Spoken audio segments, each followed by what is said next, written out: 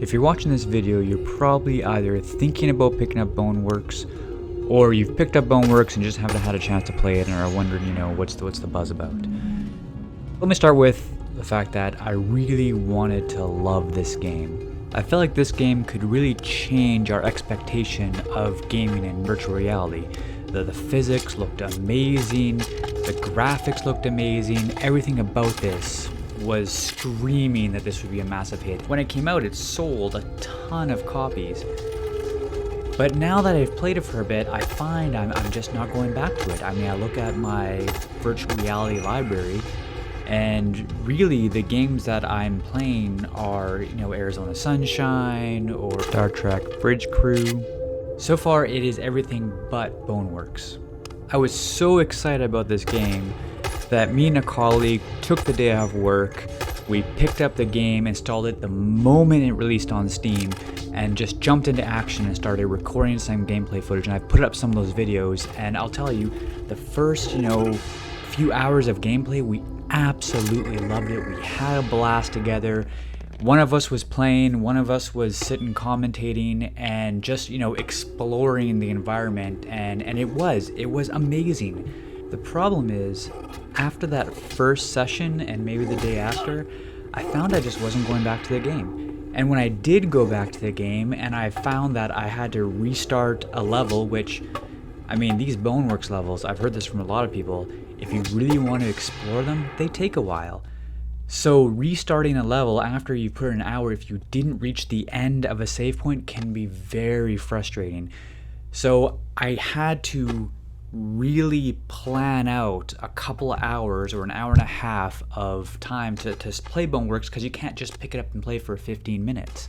Playing for 15 minutes is not really effective because you can't get far enough for a save game. And I've heard a lot of people complain about this, right? We've got, a lot of us are casual gamers.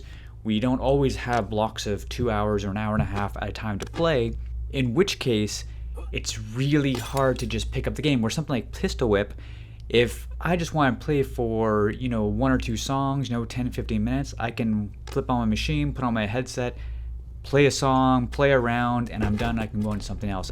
Another problem I'm finding with the game is there's not enough of a story to bring me back into it. I'm not really that interested in trying to figure out what's going on because the story isn't drawing me in. It's a very isolating game. You're alone in the environment. There's a little bit of interaction from, the guys on the TV screen, but it doesn't really, there's no characters in there that I care about, that I want to go back to the game. And I keep thinking with Alex, the characters built up in Half-Life, for example, are characters that you can't help but, having emotional reactions to, right? When something happens to the characters. In this one, there just doesn't feel like much of a story. So if I have to put out an hour block of time to get into the game, and there's nothing really drawing me back in to find out how the game ends, I just find I'm not motivated to pick it up, and it's a lot of work.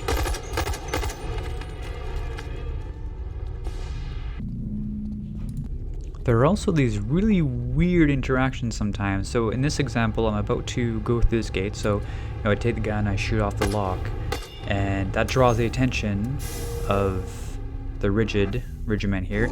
And then when I go back through the gate, my hand gets stuck on the other side of the fence. So my gun's stuck on the side of the fence. I'm still killing the enemies by just kind of, tapping them with the side of my gun. But then you see here, I completely lose the gun. It drops out of my hand.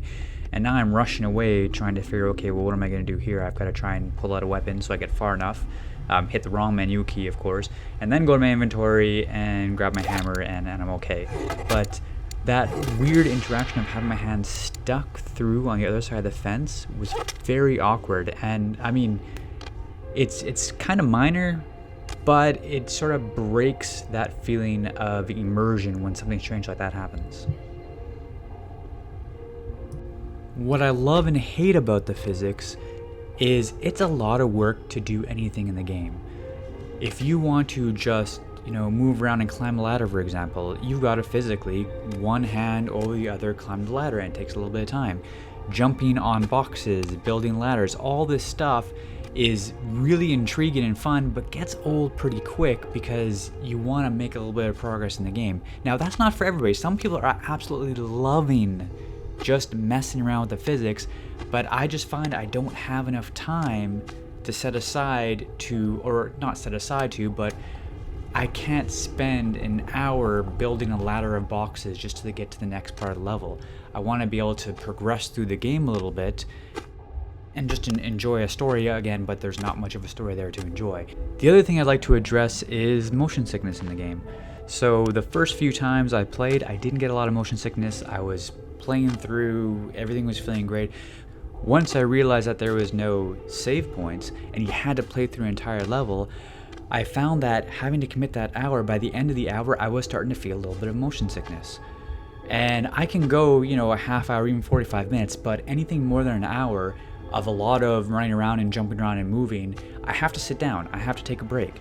So now I'm in this position where I want to play through, make some progress in the game, but I have to set aside not only an hour, but probably 2 hours, because I have to take a break in between just to get myself feeling a little better. Because it takes me a good 15 minutes after I start feeling sick to start feeling better about that. And I think that's going to be a problem with a lot of people when they get their Valve Index that they've ordered over Christmas, is that once they start playing this game, they're going to realize, oh shoot, there is this motion sickness, this VR sickness that happens that can really dissuade people from putting in large blocks of time. On the other hand, if you had a save point every 15-20 minutes, or if you could just save your progress, then you could take a break. So it's not necessarily about how challenging the game is and ensuring people play those long periods of time, but it's more about just giving the people the opportunity to take a break, take a breath and play maybe in half-hour chunks. The caveat to any of the negative things that I've mentioned so far is that this game is really amazing in its physics. Even though I don't find myself playing it much, when I do play, it's absolutely beautiful. I mean, the graphics are amazing. When I am interacting with the enemies, I've got, that rush of having to, escape. I mean, there's times in the game where I can't reload quick enough and I feel, stressed out and I'm running away from the enemies, and all that bit makes it very, very immersive, and I love that aspect of the game, of how immersive it is. The next thing I'd like to talk about, and I'm really biased on this point, is why isn't there co-op? I really want to see more VR games like this come out with co-op right out of the box, because I always think that VR is not something you want to play alone. Once you put that headset on, you're already isolated from your surroundings. So it's not like when you're sitting on an Xbox in your living room and people are walking by and talking to you. When you're in your VR headset, you feel isolated from the world. Maybe not so much with some of the headsets, but on my Vive especially, it gets lonely in there. So I want to play with other people. So for example, when I'm playing Arizona Sunshine with a friend, it's a lot more fun. And when the game doesn't have a lot of story to speak of, there's not a lot of reason why you shouldn't try and integrate co-op. I mean, it makes the puzzles different, so there's some problems there.